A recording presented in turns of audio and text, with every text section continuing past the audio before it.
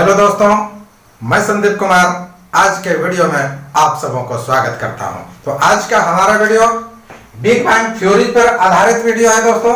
तो big bang theories को expanding universe hypothesis के नाम से भी जाना जाता है, अर्थात बिग बैंग सिद्धांत को विस्तारित ब्रह्मांड परिकल्पना के नाम से भी जाना जाता है। यह बिग बैंग थ्योरीज एक परिकल्पना पर आधारित है।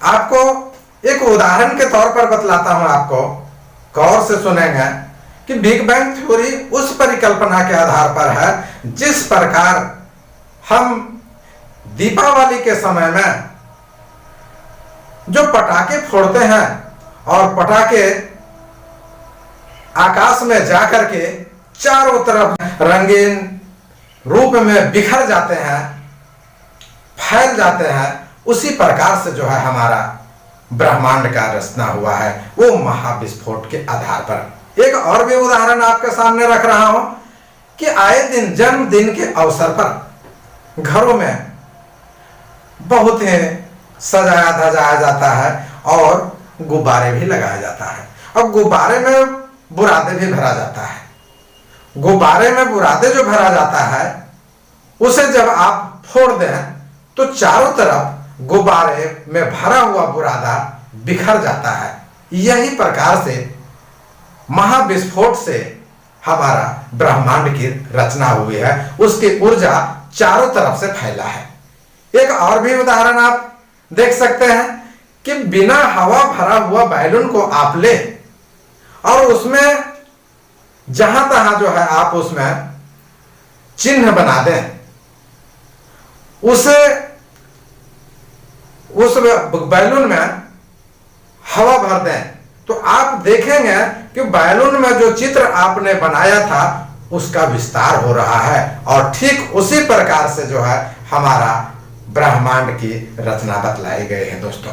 तो चलते हैं हम लोग सिलसिलेवार ढंग से इस पर कि बिग बैंग थ्योरीज या एक्सपेंडिंग यूनिवर्स हाइपोथेसिस, यह जो है हमारा नवीनतम सर्वमान्य सिद्धांत है। कैसा सिद्धांत है हमारा? नवीन और सबसे मान्य सिद्धांत है हमारा बिग बैंग थ्योरी, इसलिए हमने जो है नवीनतम और सर्वमान्य सिद्धांत लिखा है। इसकी रचना करने वाले आने ये सिद्धांत को देने वाले, बिग बैंग थ्योरी के सिद्धांत को देने वाले एक खगोल शास्त्री थे, ठीक है। वो खगोल शास्त्री का क्या नाम था? Edwin Hubble.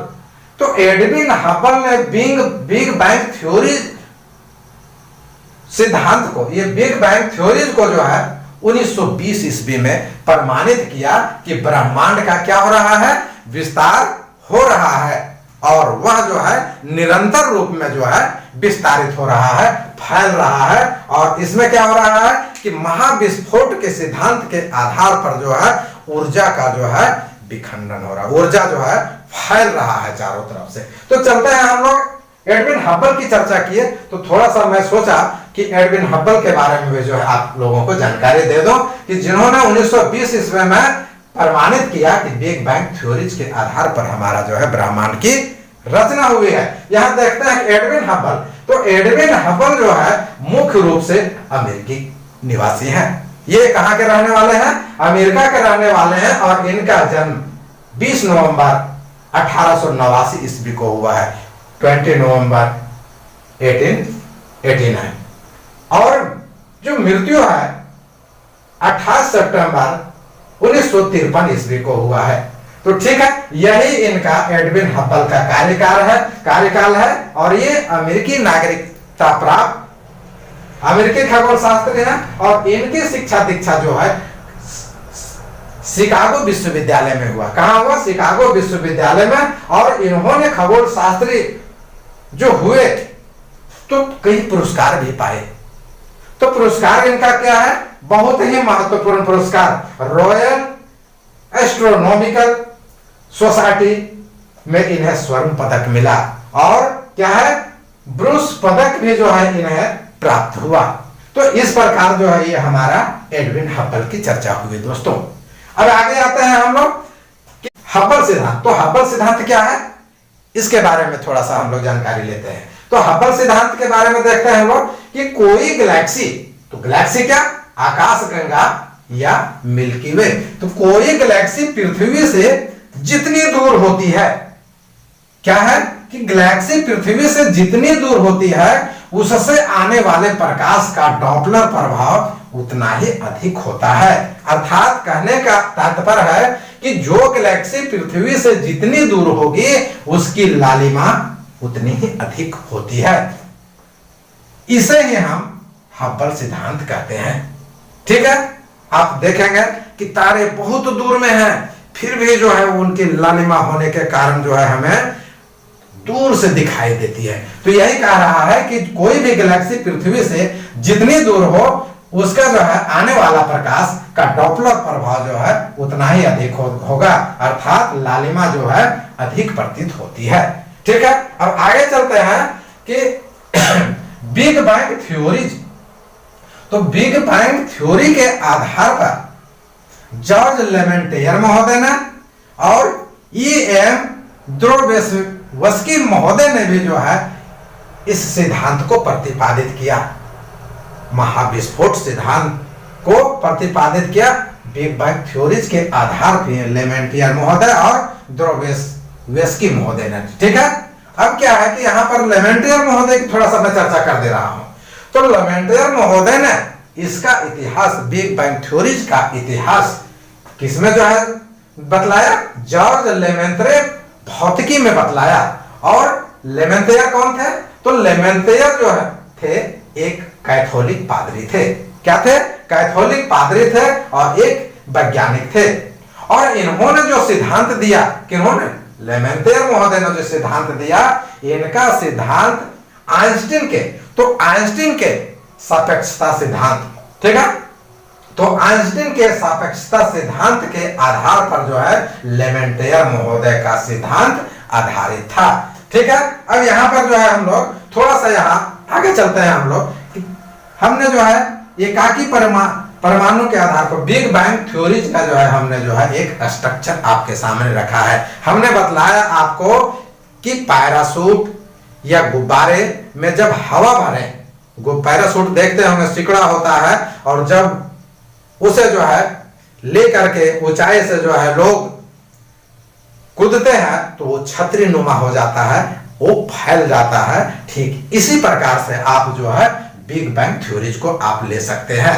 ठीक है, कि क्या हो रहा है, ये धीरे धीरे जो है ये विस्तारित होते जा रहा है, फैलते जा रहा है, धीरे धीरे क्या हो रहा है, विस्तारित होते जा रहा है। और यहां पर जो है अब आपको बतला दे रहे हैं कि 13 अरब 7 करोड़ वर्ष पूर्व, यानी 13.7 अरब वर्ष पूर्व हमारा ब्रह्मांड कैसा था?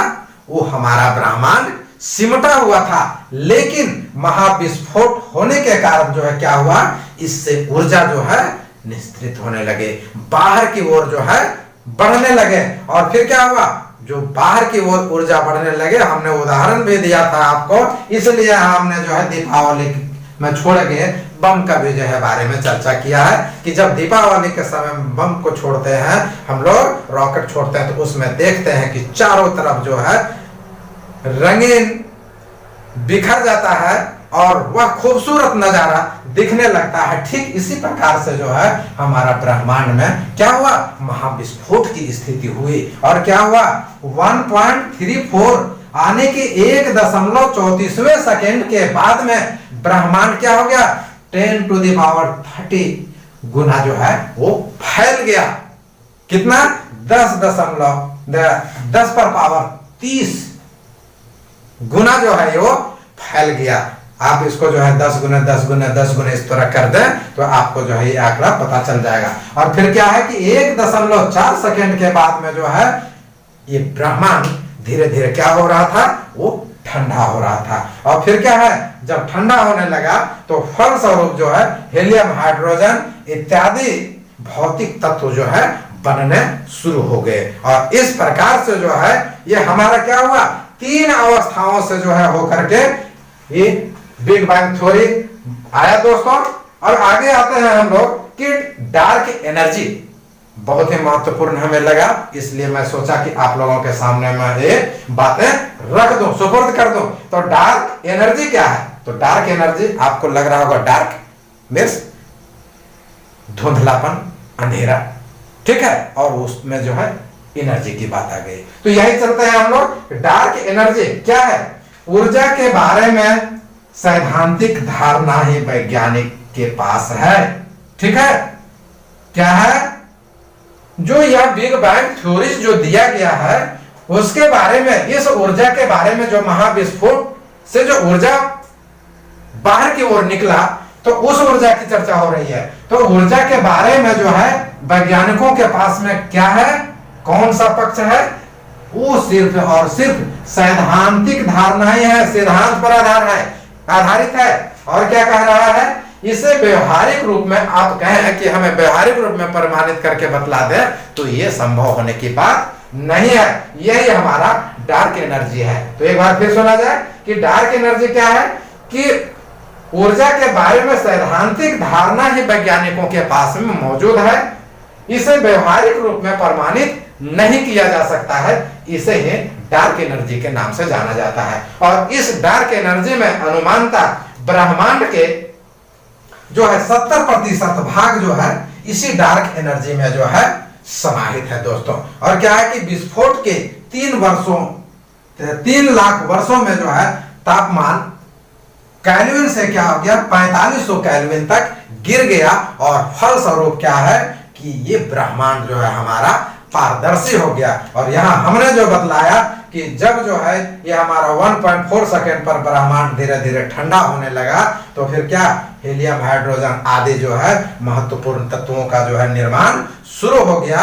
और इस प्रकार से फिर क्या हुआ कि धीरे धीरे जो है ये फिर निहारिका की बातें आ जाएगी, और निहारिका का भी जो है निर्माण हुआ। फिर जो है आप निहारिका की चर्चा होगी, तो जो है फिर तारे, ग्रह आदि का जो है निर्माण हुआ। और इस प्रकार से जो है आपके सामने जो है मैंने बिग बैंग थ्योरी को रखा दोस्तों। बहुत बहुत धन्यवाद।